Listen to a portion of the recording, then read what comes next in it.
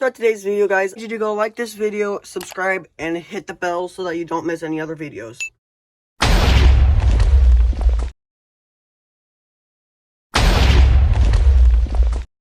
Bricks here, and today I have something really exciting that I've been wanting to do for a really long time. This is a Lego sports car that I've converted into an RC car.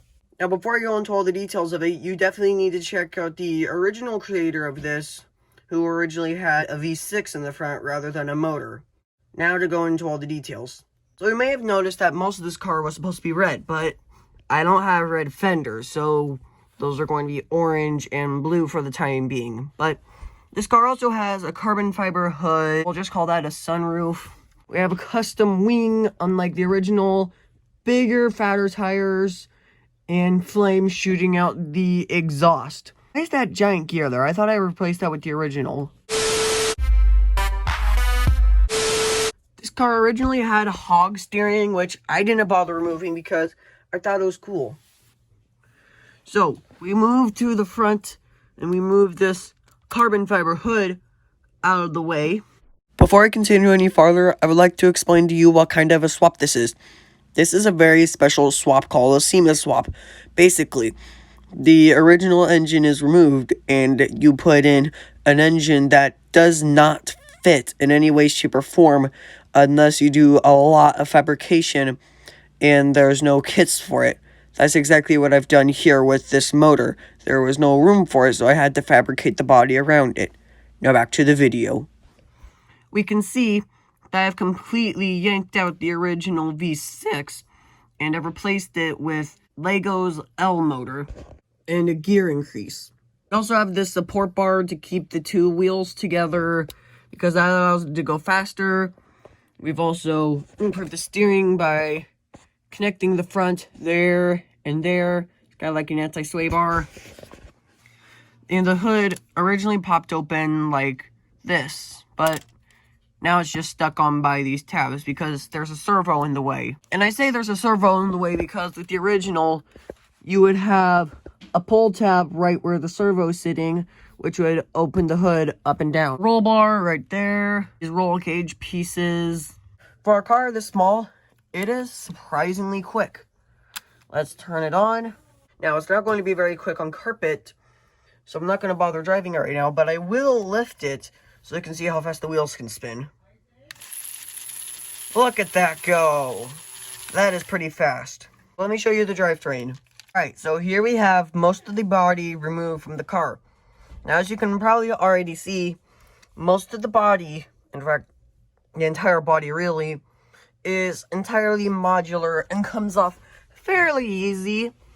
The hardest part is removing the servo from the dashboard. Here's the drivetrain. We'll start with the steering. The steering is connected to this shaft, which is supposed to have a gear on it.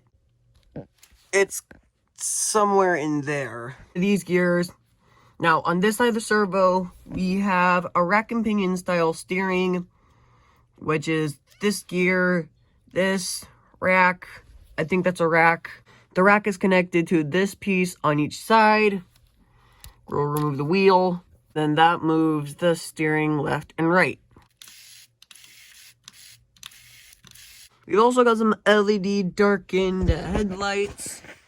These look really nice. And now for the actual drive part of the drivetrain. The stock V6 was replaced with this motor, which has a big gear connected to it, which leads to a tiny little 8-tooth gear down there. I'm sorry, don't mind all the plastic dust all over the place. I've been driving this thing around a lot. The drive shaft goes around to a limited slip differential. I'll show you that in a moment, which goes to the bigger wheels. That is relatively fast for a Lego RC car. Usually I wouldn't have had to add a higher gear set because of how fast this motor can spin. But over here, the differential has a reduction and it wouldn't go very fast. So I had to add bigger gear on the motor and smaller gear on the drive shaft. But now let's get into how the limited slip differential works. So your average limited slip differential uses a bunch of clutch packs and different things to stop the wheels from turning too much.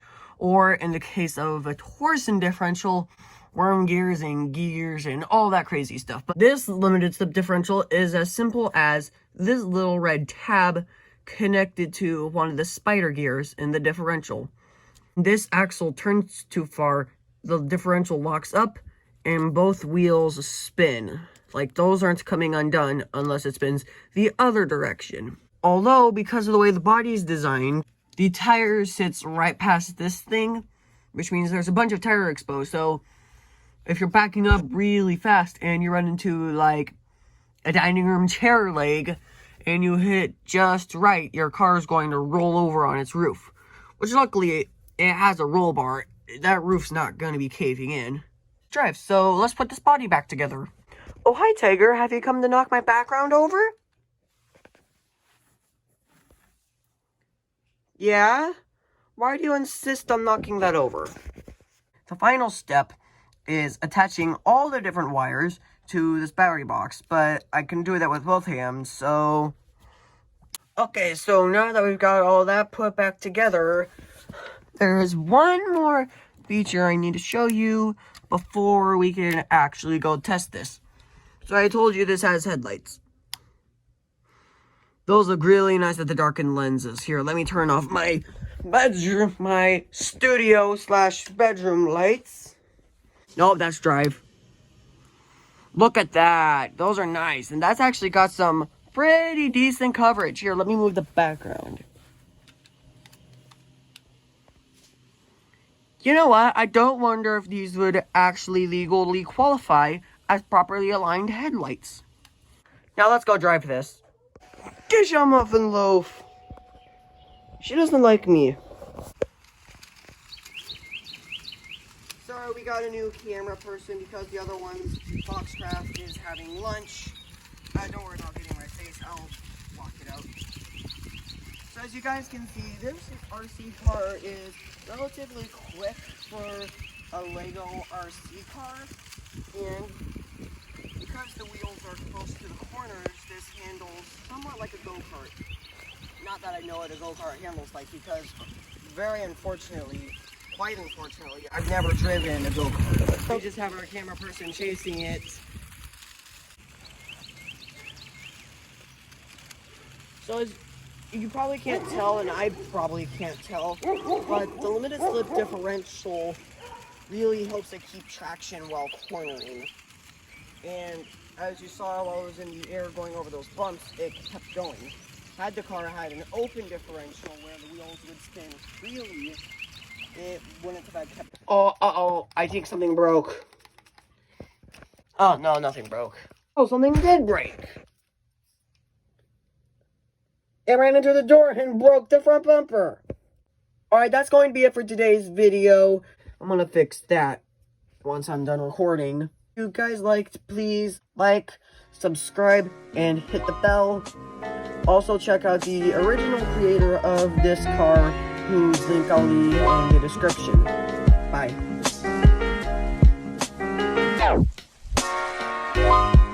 Oh, I got attacked by my bungee chair!